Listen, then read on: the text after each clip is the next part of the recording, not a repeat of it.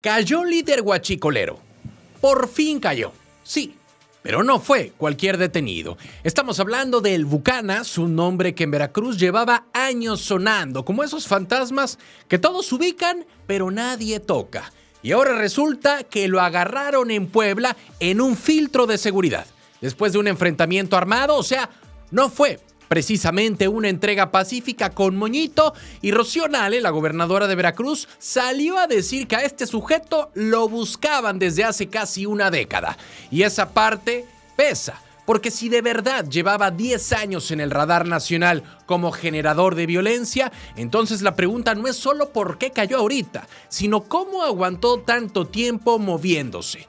10 años no es una fuga. Ya casi es membresía premium, pero del crimen organizado. El tema es que la captura no vino sola. Junto con Roberto N. cayeron 6 presuntos integrantes más, entre ellos su hermano, alias El Fósil. Sí, así se llama, como si en este país hasta los apodos ya vinieran escritos por un guionista pasado de lanza. Y además les aseguraron 2 AK-47, un AR-15, un Galil, un Mossberg, 2 pistolas 9 milímetros y una camioneta con placas de Tamaulipas. O sea, no traían precisamente el kit del Boy Scout. Ahora, Rocío Nale le da crédito a las mesas de seguridad, a la coordinación federal y a los convenios con estados vecinos. Trabajamos todos los días y la mesa de seguridad que llevamos es una mesa con todos los elementos, Guardia Nacional, Marina, el Ejército, Secretaría de Seguridad. Damos un seguimiento puntual. Sí, bueno, suena bien, porque sí, detener a un perfil así no es menor, pero también deja una lectura incómoda, porque si ya tenían identificados los puntos, las zonas y hasta los generadores de violencia, entonces la red llevaba rato respirando bastante tranquila. Muy vigilados, pero bien instalados, como negocio con inauguración permanente.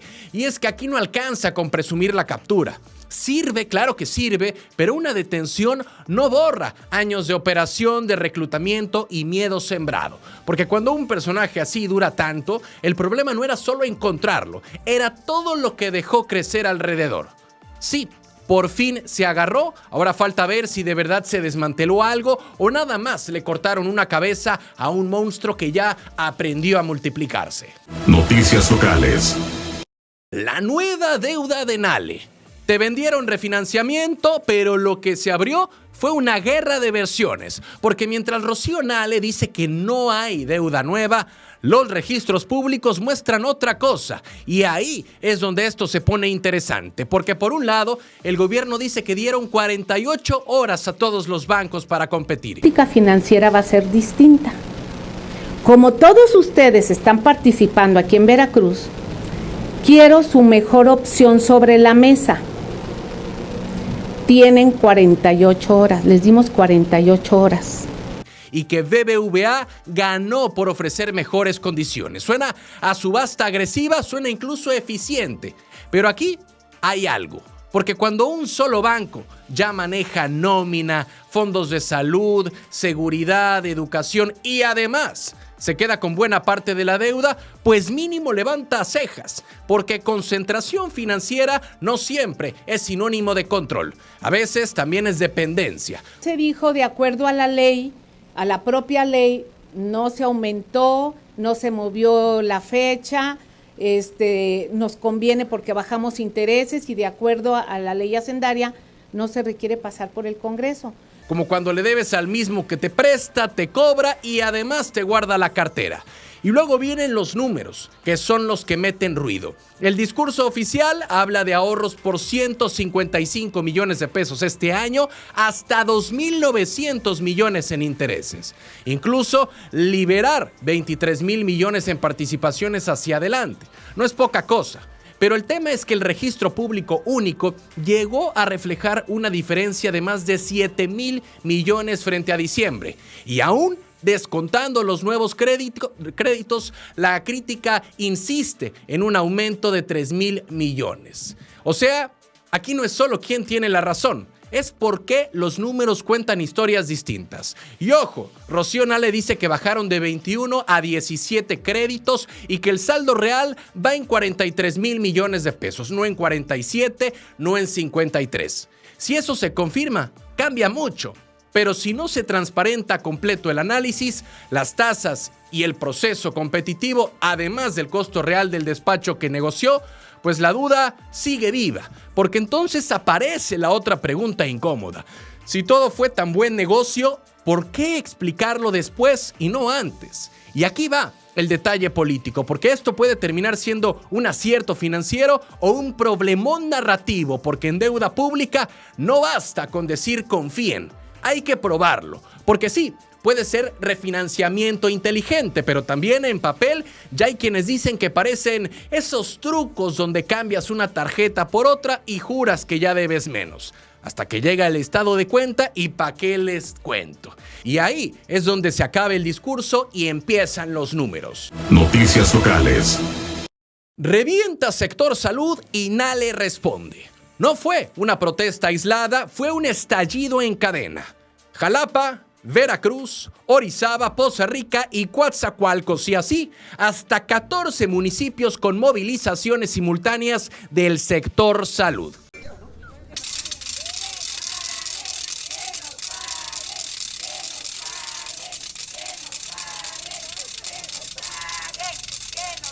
Y cuando el reclamo revienta al mismo tiempo en tantos puntos, eso ya no suena a molestia menor. Suena a sistema tensándose, porque aquí no están hablando solo de un bono pendiente. Están reclamando pagos atorados desde el año pasado, falta de insumos, plazas congeladas, cambios de adscripción, uniformes que no llegan y hasta problemas de agua y electricidad en instalaciones. O sea, no es solo una gotera, es que el techo completo está crujiendo. Y ojo con este dato.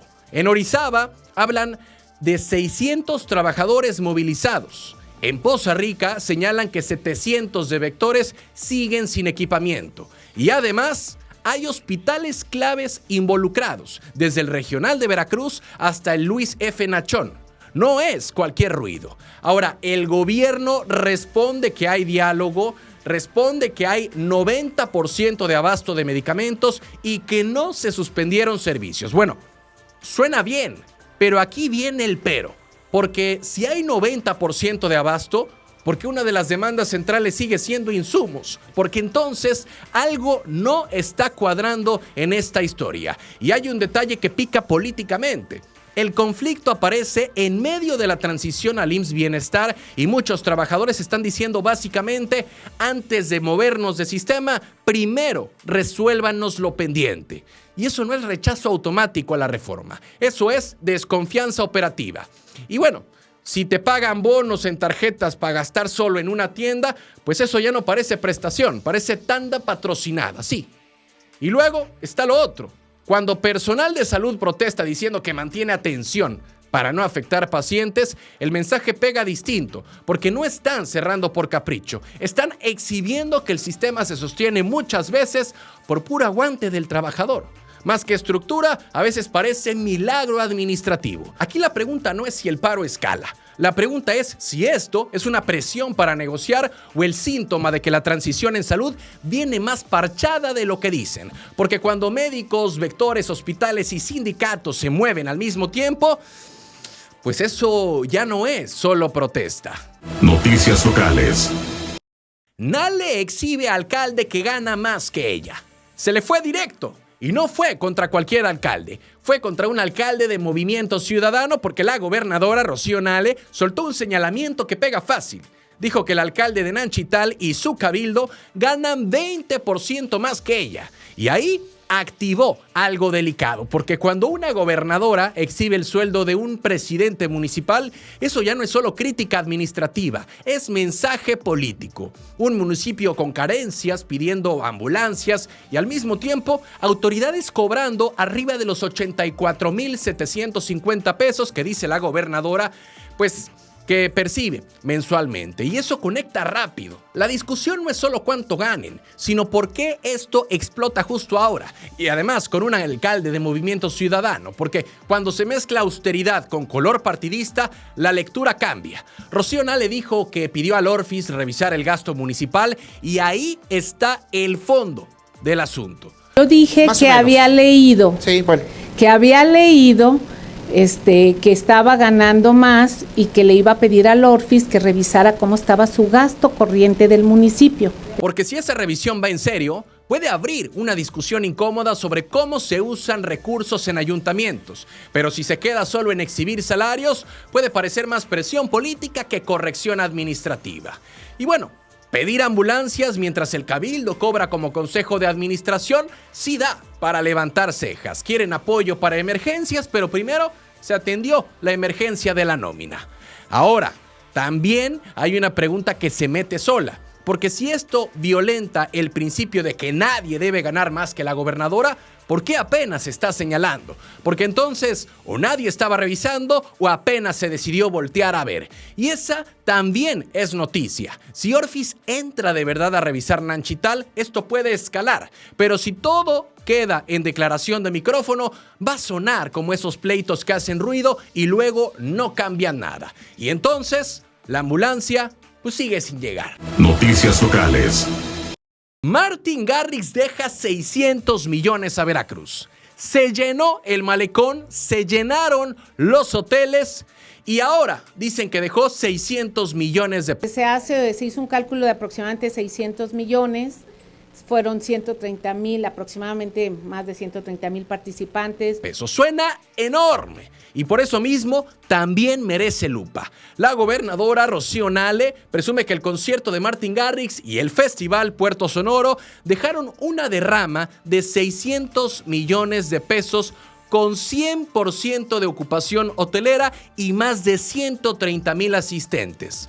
Sí, esos números se sostienen, no es menor. Porque sí, meter gratis un evento de ese tamaño, atraer gente de 16 estados y mover turismo en Veracruz, Boca del Río, tiene peso. Pero aquí hay algo. La cifra de 600 millones impresiona, pero también abre la pregunta inevitable.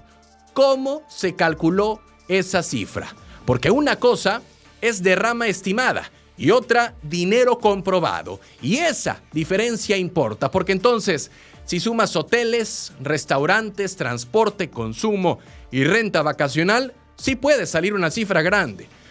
Pero si no explicas metodología, el número puede sonar más a narrativa de éxito que a corte financiero duro. Vaya, en papel todo deja millones. Hasta una kermés termina pareciendo negocio de magnate. Ahora, tampoco se puede minimizar lo evidente. 130,000 personas no llegan solas. 100% de ocupación no aparece por generación espontánea. Y si 62% se hospedó en hoteles y más del 31% en rentas vacacionales, hubo movimiento real. El tema es si el evento fue solo espectáculo o si de verdad se convierte en estrategia turística replicable. Porque si cada festival gratuito mueve esa escala, ¡ojo! Ahí sí hay modelo. Pero si solo fue un gran fin de semana inflado por entusiasmo oficial, entonces la cifra se vuelve propaganda con DJ de fondo. Y el remate, pues está bueno. A ver, sí pudo haber sido un éxito, pero cuando un gobierno presume 600 millones por una noche de música, pues más vale que las cuentas bailen igual de bien que Martin Garrix. Noticias locales. Va Rosa María por mototaxis. Se metieron con un problema que llevaba años normalizado y eso ya dice algo. Porque el tema no solo son los mototaxis. El tema es que por fin el ayuntamiento de Rosa María Hernández Espejo está planteando una salida donde durante muchos años hubo puro parche. Porque seamos claros, los mototaxis crecieron porque faltaba transporte. ¿Cubrieron un vacío? Sí, pero también operan sin regulación, con riesgos y en muchos casos metiéndose hasta la carretera federal. Y ahí había un problema que alguien tenía que enfrentar. Ahora la apuesta es meter camiones Zulúa y reorganizar movilidad en zonas donde el servicio urbano prácticamente no llegaba. Y eso en papel no es menor, porque no están hablando solo de retirar unidades, están hablando de reemplazar con transporte formal y ahí cambia todo, porque entonces ya no es quitar por quitar, es intentar ordenar y aquí hay algo que juega a favor del gobierno. Si la gobernadora además respalda con más camiones, eso deja ver coordinación estatal y municipal. No es solo discurso local, ya hay una ruta planteada. Los mototaxis no están regulados, no están permitidos, y es que a veces salen a carretera federal. Y ojo, la crítica fácil sería decir que los mototaxis resolvían el problema. Sí, parcialmente, pero también eran una solución nacida de la ausencia del Estado. Y si ahora el gobierno intenta entrar donde antes no había servicio, pues eso justamente es lo que tendría que hacer un gobierno. Y bueno, también era raro normalizar que para llegar a tu colonia dependieras de un servicio sin permisos, como si la informalidad ya fuera política pública. Pues tampoco.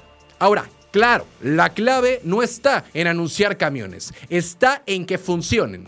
Frecuencia, rutas, cobertura, y si eso se cumple, esto puede terminar siendo una corrección importante, porque más que ir contra mototaxis, lo que están intentando es resolver por qué existen. Y esa sí es una diferencia de fondo. Si sale bien, no es solo tema de movilidad, es demostrar que un problema viejo sí se puede empezar a ordenar. Noticias locales. Nale blinda Pemex por derrame. Orgullosa de Pemex, justo cuando un dictamen vinculó el derrame en el Golfo con instalaciones de Cantarell. Miren, arriba Pemex. Yo siempre voy a defender a Pemex. Siempre. Así arrancó Rocío Nale y claro que la frase hizo ruido, porque una cosa es respaldar a una empresa del Estado y otra hacerlo cuando el tema ambiental sigue abierto y las playas todavía arrastran consecuencias. El punto clave es que ya hubo un señalamiento formal. No fue rumor, no fue guerra mediática nada más. Un grupo interinstitucional concluyó que la fuga habría salido de Pemex. Y aún así, Rocío Nale sostuvo que siempre defenderá a la empresa petrolera. Y ahí es donde el debate deja de ser técnico y se vuelve político. Porque además, no solo defendió a Pemex, también cuestionó supuestas campañas de medios nacionales y ahí hay un tema delicado. Porque el problema se politizó desde ambos lados, hubo oposición queriendo usar el caso como golpeteo, pero también oficialismo reaccionando a la defensiva. Y eso tampoco ayuda. Rocío Nale destacó la limpieza realizada por autoridades y ciudadanos. Y sí, hay medios nacionales. ¡Qué barbaridad! Aquí, ¿quiénes estuvieron limpiando? Los veracruzanos. Y sí, esa respuesta cuenta. Pero también deja una pregunta lógica. Si hubo movilización para limpiar costas y zonas turísticas, entonces el problema sí era serio. Y si era serio, minimizarlo, convertirlo en pleito político tampoco parecía la mejor ruta. También se dijo que hubo especialistas opinando sin sustento, pero ahora existe un dictamen. Y además surge otra duda. Si separaron a funcionarios de Pemex, ¿eso resuelve el fondo del problema? Y también qué medidas estructurales vienen, porque correr a 2 o 3 personas no necesariamente cierra un episodio así. Porque defender a Pemex puede ser una postura política válida, pero otra cosa es que esa defensa parezca automática cuando hay señalamientos concretos. Y siempre voy a defender a Pemex. Pemex nos da seguridad, soberanía. Hay una campaña contra Pemex brutal desde hace mucho tiempo. Y ahí quizá la discusión de fondo no es solo Pemex, sino cómo seguimos reaccionando en México cuando un problema técnico se convierte, como siempre, en batalla política. Noticias locales. Nale revela misterio de peces muertos. Miles de peces muertos flotando y la explicación oficial fue una compuerta mal manejada. Manejo de una compuerta que se tiene en el área pues cercana a Pánuco, entre Pánuco y Tamaulipas. Entonces, sí, una compuerta, no un derrame, no una descarga tóxica, una falla operativa. Y cuando te dicen que eso provocó una mortandad masiva, Pues claro que surgen preguntas. La gobernadora Rocío Nale explicó que una mezcla de agua dulce con agua salada alteró la salinidad del sistema lagunar entre Veracruz y Tamaulipas y habría provocado la muerte de peces. Y sí, suena técnico, incluso razonable. Pero si una sola compuerta puede desbalancear un ecosistema entero, entonces estamos hablando de una fragilidad mayor a la que se pensaba. Y aquí entra otro dato importante. Conagua reconoció que esa compuerta permanecía abierta. O sea, salinizó mucho el agua, se quedó sin oxígeno el agua y hubo esta mortandad de peces muy fuerte. sí hubo un factor humano, ya no es un fenómeno natural impredecible, hubo una falla de control. Y eso cambia el enfoque porque una cosa es enfrentar un evento natural y otra explicar por qué algo operativamente no se corrigió a tiempo. Ahora, también se comentó, se subrayó que no hay indicios de hidrocarburos y eso importa porque descarta una hipótesis grave. Pero aún así, el episodio no deja de ser delicado. Porque si hoy se retiran peces muertos, se monitorea el agua y se hacen estudios, es porque el problema sí tuvo dimensión. La parte incómoda es otra. Si el intercambio hídrico depende de control técnico fino, ¿cómo una compuerta quedó abierta hasta detonar esto? Porque una mortandad así no es un detalle menor. Es una alerta sobre protocolos, supervisión y capacidad de respuesta. Y sí, hay coordinación entre autoridades y eso suma. Pero también deja claro que el problema fue serio, porque más allá de si fue accidente o fue una falla aislada, el fondo es si esto exhibe vulnerabilidades que no deberían estar ahí. Y esas son preguntas legítimas. Noticias locales. Adanelli y Pemex contra derrame en Poza Rica. Algo se está moviendo debajo de Poza Rica y no es metáfora, porque cuando un ayuntamiento y Pemex salen juntos a coordinar acciones por emanaciones del subsuelo, el tema no es menor. Hablamos de la colonia Francisco y Madero en plena faja de oro, una zona con historia petrolera y también con antecedentes que obligan a tomar en serio cualquier señal. Ahora dicen que hay control, que existe un sistema para conducir y regular estas emanaciones naturales, bien, pero si además están reforzando cárcamos, rehabilitando infraestructura y metiendo apoyo especializado, entonces claramente hay una situación que requiere atención técnica. Y eso también dice algo, porque aquí aparece Pemex, aparece en el campo Poza Rica 55, aparecen especialistas y eso no parece una revisión rutinaria cualquiera. Más bien sugiere que se está actuando antes de que el tema escale y eso en sí mismo puede leerse como una buena señal. También entra un punto político, la alcaldesa Adanelli Rodríguez está dando seguimiento y eso importa. Porque poner la cara en un tema así implica asumir responsabilidad y hay que decirlo. Que haya coordinación institucional, gestión técnica y acciones preventivas no es poca cosa. Pero también hay una pregunta legítima. Si se habla de reducir riesgos, entonces la palabra clave no es solo control, es seguimiento. Porque una solución integral no se mide por anuncios, se mide por si los vecinos realmente dejan de vivir con incertidumbre. Y ahí está el fondo. Puede ser que estemos viendo una intervención seria y oportuna o apenas el inicio de un problema que apenas empieza a dimensionarse. En zonas petroleras, más que decir que todo está bajo control, lo importante es que el control se sostenga. Noticias locales. Desmantelan policía municipal en Veracruz. En Tecolutla, algo ya olía mal y no precisamente por el calor de la costa. Porque una cosa es tener patrullas y discurso de control. Y otra, que la Secretaría de Seguridad Pública y la Guardia Nacional lleguen a desarmar a toda una policía municipal. La presencia de la Secretaría de Seguridad Pública y de la Guardia Nacional en Tecolutla fue porque se fue a desarmar a la policía municipal. No a un elemento, a toda la corporación. Y eso por sí solo manda un mensaje serio. La propia gobernadora Rocío Nale explicó que el operativo tuvo como origen que el director de la policía municipal no estaría acreditado con control y confianza. Debe de estar avalado por la prueba de este certificado de control y confianza, esta prueba que se le hace a los directores de las policías municipales. Y ese dato pesa, porque si había requisitos publicados desde diciembre, la pregunta es por qué ese tema no se corrigió antes. Pero esto, además, ocurre en un contexto delicado. Hace apenas unos días fueron localizados asesinados 2 taxistas privados de la libertad.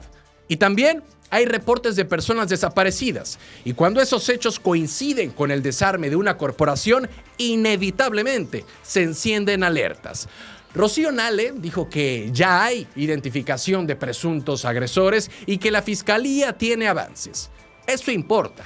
Pero también es cierto que la ciudadanía no solo quiere saber que hay investigaciones, quiere ver resultados. Porque en seguridad la confianza no se recupera con comunicados, se recupera con hechos. Y aquí el tema ya no es solo un mando cuestionado, también se abre una discusión sobre supervisión institucional.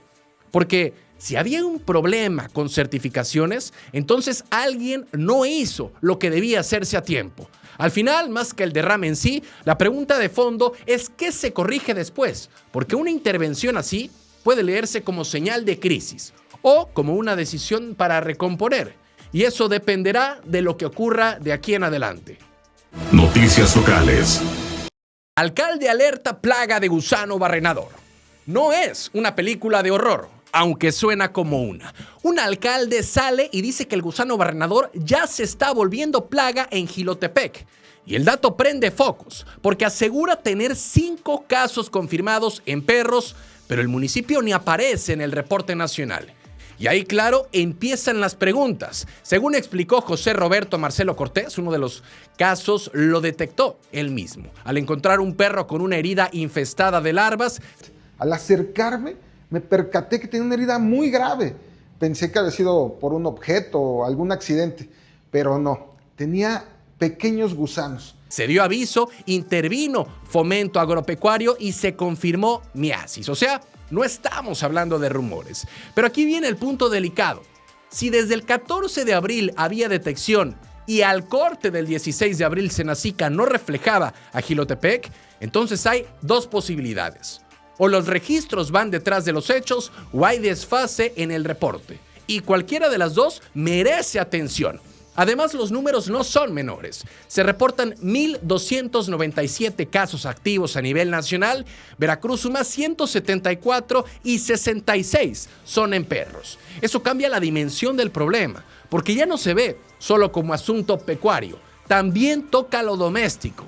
Ahora, el propio alcalde advierte que podrían ser más de 5 casos. O sea, ni siquiera se está vendiendo la idea de que todo está controlado. Al contrario, se está lanzando una alerta y eso políticamente no es un dato menor. La gran pregunta es, ¿qué sigue? Porque avisar es importante, pero más importante es si esto detona una respuesta sanitaria seria. Porque si de verdad empieza a comportarse como plaga, entonces esto requiere mucho más que vigilancia y buenos deseos. Noticias locales. Nale revela cómo será el regreso de los tranvías. Te vendieron tranvías, pero ojo, ni son tranvías ni van en rieles. Sí, así como lo están escuchando. Rocío Nale planteó a Yutong traer de vuelta algo inspirado en los viejos tranvías de Veracruz, pero híbridos, con llantas, sin cables y sin vías. Una mezcla entre nostalgia y transporte moderno. Y suena interesante, sí, pero también abre preguntas. Yo había planteado que con la promoción turística para Veracruz pudieran regresar los tranvías para la zona turística. Porque según lo dicho, buscarían mover la zona turística y darle nueva imagen al puerto. Incluso se habla de unidades de 9 metros y de un fabricante con experiencia internacional. Y en papel suena serio, pero hay un dato clave. Todavía no hay contrato, no hay un presupuesto anunciado, ni proyecto ejecutivo. Hoy lo que existe es una propuesta en análisis. Y eso cambia mucho, porque una cosa es tener una idea con potencial y otra muy distinta, tener un plan de movilidad aterrizado. Hoy por ahora parece más una iniciativa que un proyecto caminando. Ahora, políticamente el tema tiene fuerza, porque tocar los tranvías en Veracruz no es cualquier cosa. Que sean igual al tranvía, pero que sean híbridos. Tiene una carga simbólica, tiene memoria, tiene identidad y eso conecta. Pero también obliga a distinguir si estamos hablando de revivir el tranvía histórico o de crear otra cosa usando ese concepto. Y ojo, si funciona, podría ser un proyecto interesante para el puerto de Veracruz. Llámese turismo, movilidad e imagen urbana que podrían beneficiarse. Pero falta ver la viabilidad, los costos, la operación y si el diseño realmente responde a una necesidad o solo a una buena idea. Porque ese es el punto de fondo. Puede ser innovación o puede terminar siendo un autobús elegante con nombre de tranvía. Hoy está en veremos. Y en política, del anuncio al resultado, suele haber bastante camino.